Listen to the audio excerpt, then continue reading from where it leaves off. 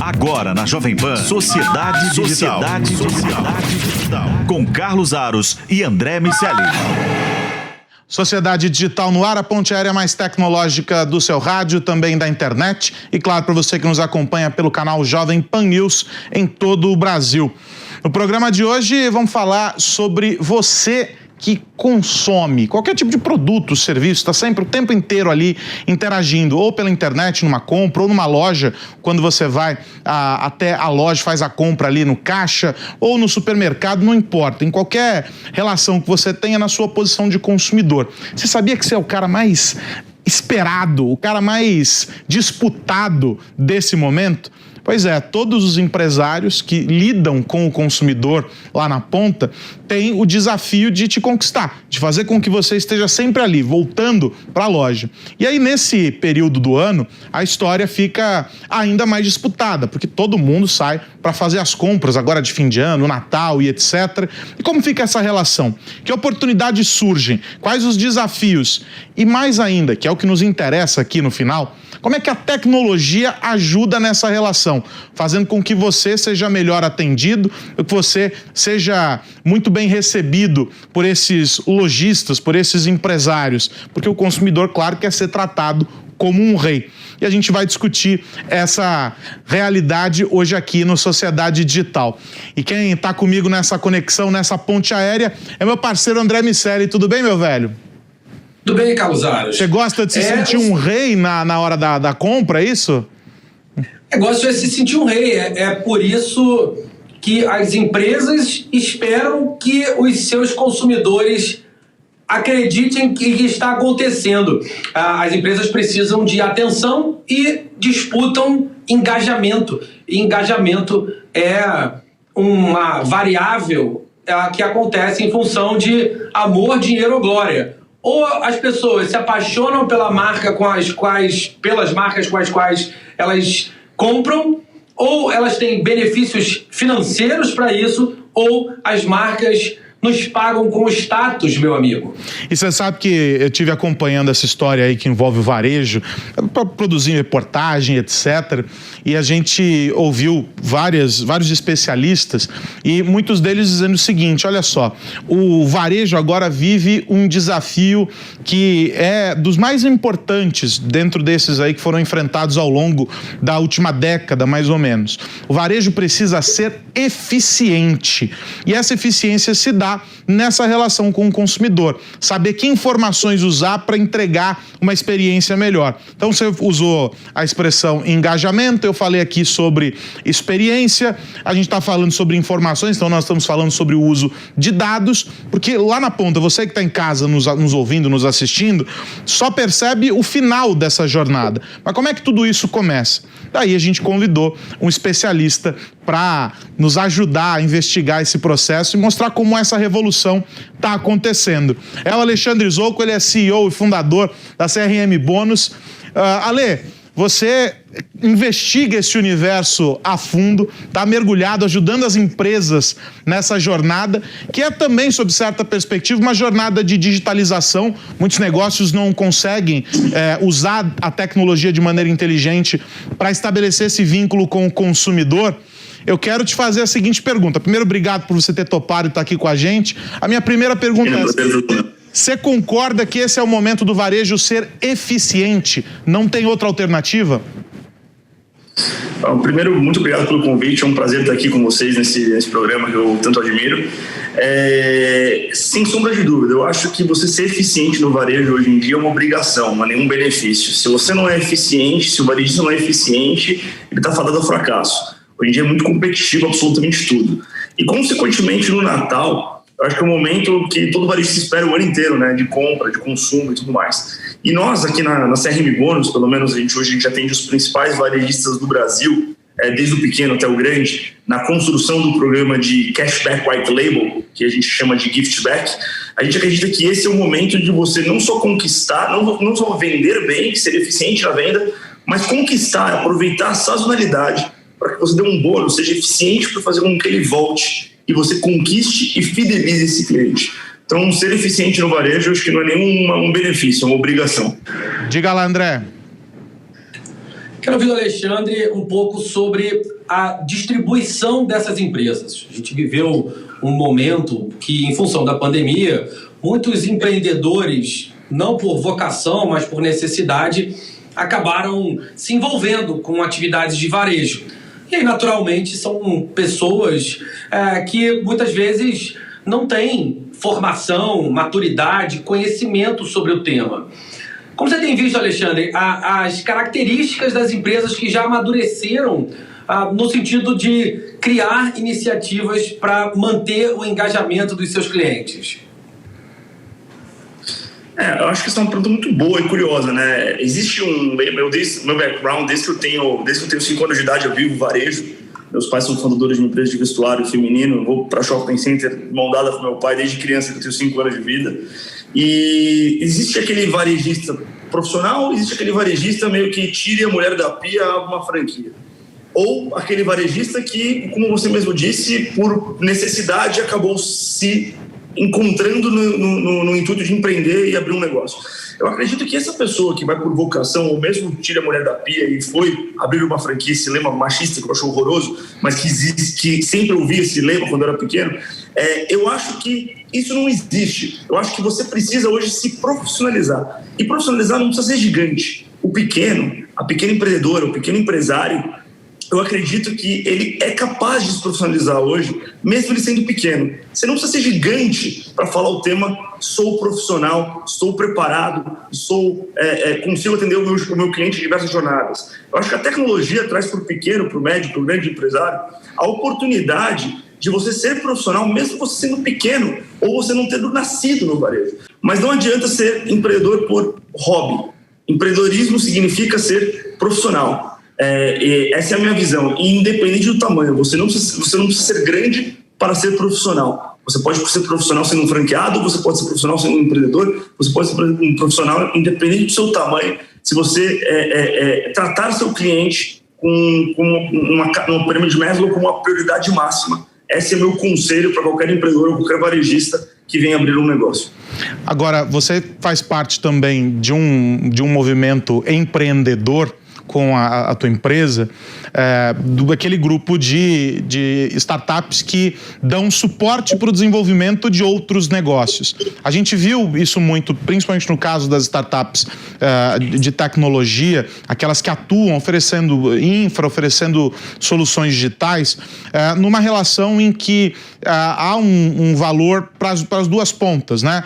Vocês ganham porque estão conseguindo crescer, estão escalando rapidamente o negócio, e as empresas que vocês dão suporte também conseguem se desenvolver por meio das soluções que vocês entregam. Existe, claro, uma perspectiva de um amadurecimento dessa relação, porque ao longo desse último ano, a gente viu também, dos últimos 2 anos, vamos colocar a pandemia já completando quase 2 anos, então a gente tem um período longo aí de aprendizado, um amadurecimento dessas empresas no entendimento de que não há um outro caminho senão o de adotar corretamente, de maneira consciente e estratégica, soluções de tecnologia. Ou seja, tanto aquele empreendedor que está atuando em um segmento em que, a princípio, nós não faríamos relação nenhuma com a tecnologia, como aquele que vive da tecnologia 100% para o seu negócio, precisam ter essa relação de forma bastante consciente, de forma bastante estratégica. Como é que você vê essa relação? Vocês atendem clientes de um cardápio variado de segmentos. Ou seja, como que é essa relação? Desde aqueles em que vocês têm que entrar para fazer um suporte quase de evangelização mesmo, do ponto de vista tecnológico, até aqueles que já são mais maduros. O que está acontecendo nesse processo que torna essa relação mais estruturada, que gera valor para esses clientes? Qual que é a tua análise sobre esses últimos 2 anos nesse contexto? Legal. A gente sente, tá, que o empresário hoje ele busca diversas soluções de tecnologia, mas muitas vezes a tecnologia não é simplesmente plug and play. Comprei uma solução de tecnologia para o meu negócio, de CRM, ou de logística, ou de fintech, ou de financeira, tá aí funcionando. Você precisa de pessoas do seu lado para parametrizar essa tecnologia, para fazer essa tecnologia acontecer. E essa é a grande dificuldade, principalmente do SMB, do médio e pequeno empresário. que às vezes ele vai atrás de uma ferramenta, mesmo que ela seja acessível, de tecnologia, seja um PDV, seja um RP, seja o que for, e ele tem dificuldade na implementação dessa tecnologia. Eu acho que eu, como empreendedor também, aqui na CRM Bônus, tem uma empresa de 3 anos e meio de vida e hoje a gente se tornou o maior software, ferramenta full service de gift back. Eu acho que o grande diferencial nosso foi pegar exatamente esse lema da dificuldade da implementação da tecnologia. Nós aqui, a gente tem esse contexto e teve esse cuidado de fazer um full service, de não dar tecnologia para o empreendedor e falar, toma aí, se vira, good luck, boa sorte. A gente pega na mão dele, na parte, pelo menos, que a gente atende, que é a parte de fidelização, de criar uma campanha de fidelidade para a companhia, estuda qual que é o ticket médio dessa loja, quantas vezes o cliente volta, ensina ele uma campanha inteligente e simples, simplicidade é o máximo de sofisticação, inclusive na tecnologia, ensina ele de uma maneira simples como criar um programa e aumentar o faturamento dele de 10% a 20% num curto espaço de tempo, mas mais do que faturamento lucro. E nós fazemos o completo para ele. Nós parametrizamos, nós enviamos SMS, nós fazemos a gestão do suporte, nós fazemos a gestão do BI, que é Business Intelligence, e eu acho que esse foi o nosso grande diferencial. Porque a tecnologia não é plug and play, toma aí, está funcionando. Às vezes você contrata uma ferramenta, um software, um SAP, uma própria Salesforce, e se você não tem pilotos do seu lado para ajustar ela, independente do tamanho da empresa. Eu cansei de ver empresas huge, big retailers, empresas grandes, até de capital aberto, que contratam uma ferramenta e ela ficou obsoleta. E quando você vai para o médio, pequeno empresário, se ele não tem uma pessoa para gerir isso, muito dificilmente você vai usar 100% da capacidade dessa tecnologia. Mas sem tecnologia e sem ferramentas de suporte, a concorrência com certeza deve tomar o seu cliente. Então é muito importante você estar profissional e tecnológico, obviamente, link web, link de pagamento, tudo isso que o varejo foi obrigado a se digitalizar nos últimos 2 anos, talvez o que aconteceria nos próximos 10 anos, devido à pandemia. Mas não adianta só ter tecnologia, tem que saber usar a tecnologia. Ale, quero te agradecer demais por ter estado aqui com a gente, por ter trazido esses insights. Acho que tem aqui um aprendizado interessante. Você disse que não é para concorrência, mas eu acho que é de alguma maneira também. A concorrência fica mirando os bons cases para poder repeti-los. Mas tem também um aprendizado interessante para aqueles que estão nos ouvindo e não entendem como é que essa engenharia funciona, o quanto de esforço existe do lado de lá para fazer o engajamento com o cliente, com o consumidor. No fim do dia, é isso que tem valor para as empresas. Quero te agradecer pelo teu tempo, pelo papo, e a gente volta a falar em breve. Um abração. Eu que agradeço a oportunidade de estar aqui. E só minha frase final. Tenha tecnologia, desde que você saiba utilizar ela, que você use ela. Senão ela virou um problema, virou obsoleta. Tenha tecnologia e utilize tecnologia, porque sem tecnologia hoje em dia, de fato, o empresário não tende ao crescimento. Muito obrigado pelo convite, foi um prazer estar aqui com vocês. Um abração. Esse é o Alexandre Zolko, ele é CEO e fundador da CRM Bônus, falando com a gente aqui sobre essa relação tão importante da tecnologia com as empresas aplicadas ao interesse do consumidor. Mas eu quero continuar aqui nesse Sociedade Digital, virando a página com o meu amigo André Miceli, porque a gente está falando sobre varejo e etc, e sobre atuação e tudo mais, e tem muito gigante que está de olho nessa tendência, não é, de gerar conexão, usar o poder da influência para converter e para fazer vendas. A Netflix, por exemplo, está criando um ecossistema que vai usar as séries, os filmes, os documentários, os produtos originais que eles desenvolvem para alimentar uma plataforma, um e-commerce com produtos licenciados, produtos que estão relacionados a essas produções. Um exemplo bobo é a linha de tênis da Nike, o Air Jordan, que foi extremamente impulsionada pelo lançamento do documentário lá na Netflix. As pessoas começaram a procurar o produto depois de ter assistido lá na Netflix. André, eu quero te perguntar o seguinte, talvez nós, os réis mortais, não tenhamos percebido. Mas para além dos influenciadores que a gente consegue reconhecer, que estão lá no TikTok, no Instagram e etc., há um conjunto maior de elementos que influenciam as pessoas. A Netflix tem, portanto, esses instrumentos de influência, tem os dados e conhece em profundidade o comportamento do consumidor para poder entregar aquilo que cirurgicamente as pessoas vão querer, e agora tem a loja. Falta mais o que para eles, André?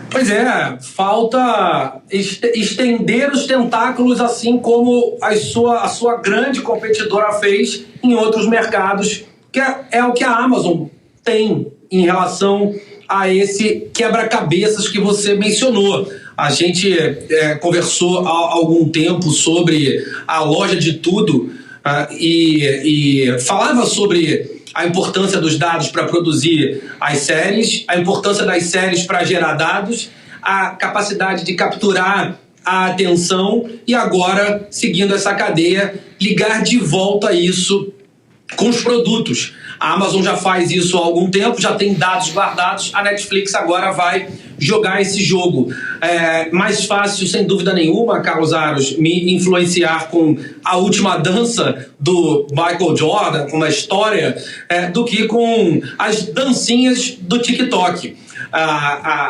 Esse modelo de comércio associado à atenção, que a nossa atenção é, de fato, capturada quando nós assistimos às séries, olhamos os documentários e, a partir dali, a gente fica muito mais suscetível a comprar. Tem uma parte que é interpretação dos dados e tem uma outra parte que naturalmente vai acontecer, que é a compra por impulso. A Netflix vai ter que saber criar a experiência necessária para que isso aconteça. Aquele one click buy que a Amazon já faz há alguns anos vai precisar ganhar uma versão do outro lado também, assim como os conteúdos ganharam a sua versão do lado da Amazon.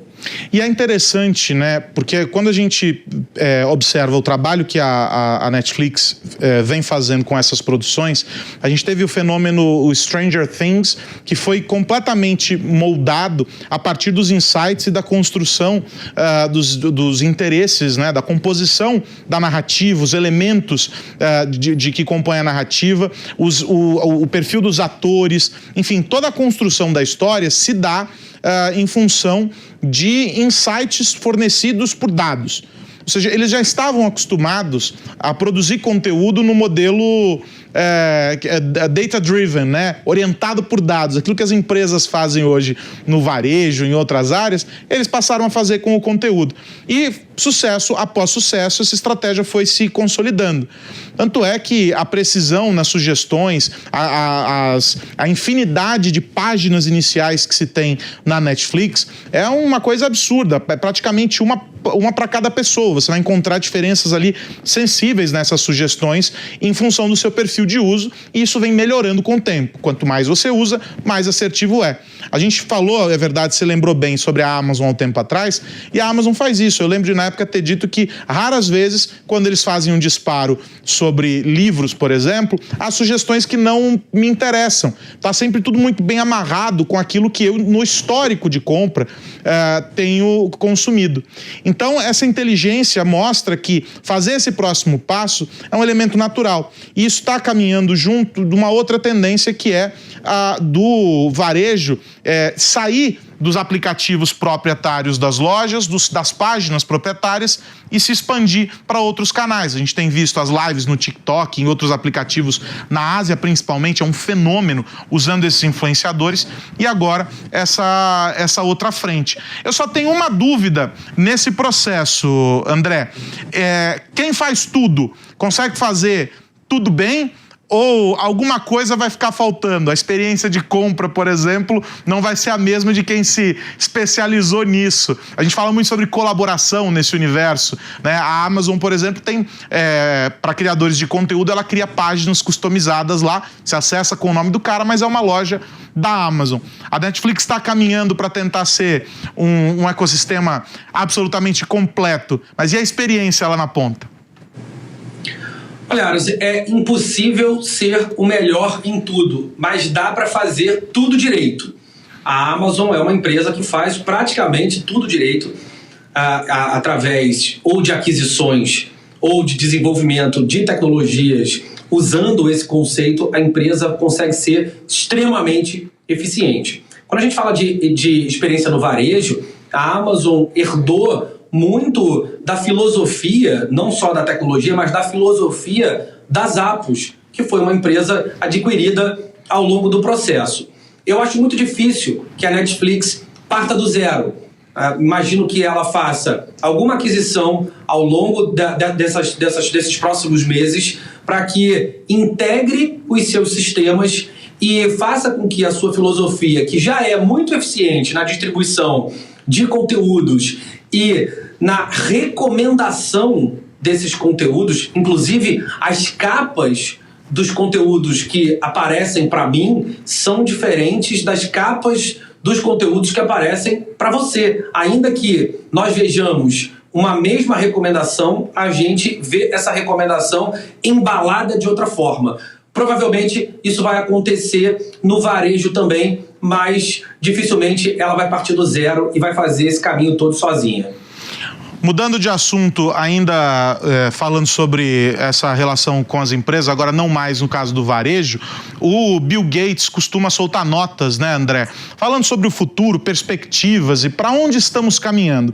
E ele resolveu fazer essa análise sob a perspectiva do mercado corporativo, claro que extremamente alinhado com o interesse da Microsoft nesse mercado, mas ele fez essa aposta dizendo o seguinte, eu quero ver se você concorda com isso ou não. Bill Gates diz que as reuniões daqui para diante não serão mais feitas presencialmente, que vai predominar o ambiente digital e a aposta dele é que façamos essas reuniões representados pelos avatares lá no metaverso corporativo, de repente cada empresa no seu ecossistema. E aí, vamos deixar de pegar avião para fazer a reunião, única reunião num dia e voltar no final da tarde? Vamos para o metaverso em vez disso? Olha, Aras, essa é uma daquelas previsões que pretendem ser autorrealizáveis. Quando uma figura como o Bill Gates fala sobre isso e vende essa solução, ele, de alguma maneira, manipula o mercado. Algumas empresas começam a olhar e pensar que, se o Bill Gates diz que em 3 anos todas as reuniões serão no metaverso, por que não começar agora e daqui a 3 anos dizer que é uma empresa inovadora, que entrou nessa onda desde quando ela estava sendo formada. É claro que em 3 anos não vamos ter 100% das reuniões no metaverso. Não existe a mínima chance disso acontecer. A gente, ainda mais olhando o Brasil, olhando o nosso mercado. Mas é claro também que o exemplo que você deu vai mudar. Se eu tenho uma única reunião para fazer numa cidade, provavelmente eu vou tentar fazê-la remotamente. Mas a gente sabe que, especialmente em culturas como a nossa, o olho no olho, o cafezinho, o chopp depois do trabalho, o relacionamento é uma arma fundamental para que os negócios se realizem. Então, o metaverso ainda vai ter que evoluir bastante para que essa profecia se realize, Carlos Aros. Bom, se o metaverso conseguir entregar pelo menos o cheirinho do café, já é um avanço enorme. Olha só, para a gente fechar essa sociedade digital, uma nota sobre rumores aí que estão rolando na internet. Alguns usuários já têm sido notificados. O Instagram vai aumentar para 60 segundos o tempo dos vídeos nos stories. Hoje o limite é 15 segundos e aí os vídeos maiores são fracionados em partes e ficam quebrados ali nos stories. Alguns usuários, especialmente na Europa, foram notificados já dessa atualização. Isso levantou um rumor enorme sobre essa mudança. Como o Instagram vem testando mudanças já há algumas semanas em diferentes frentes dentro do aplicativo, pode ser que se confirme e aí os usuários do mundo todo vão ter a possibilidade de fazer stories em 60 segundos sem a necessidade de fragmentar em 4 partes de 15.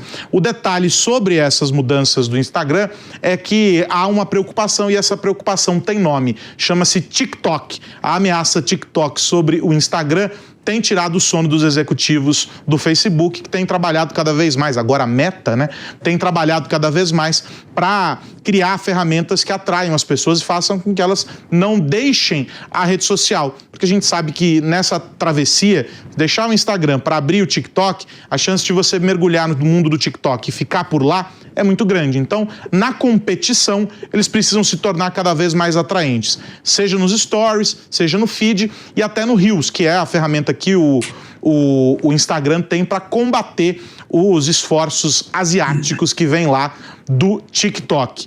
Vamos ver se esse rumor se confirma. Alguns usuários já notificados os stories de 60 segundos.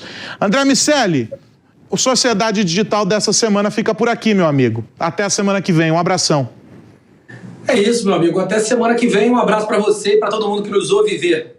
E o Sociedade Digital desta semana fica por aqui. A gente volta na semana que vem. Se você chegou na metade do caminho, não tem problema. A nossa conversa completa com o Alexandre Zolco e o bate-papo aqui desta edição do programa na íntegra lá no Panflix ou no canal Jovem Pan News no YouTube. Este programa e os anteriores. Está tudo lá. É só correr e acessar. Um grande abraço. Até a semana que vem. Tchau, tchau. Você ouviu Sociedade Digital com Carlos Aros e André Miceli. Realização Jovem Pan News.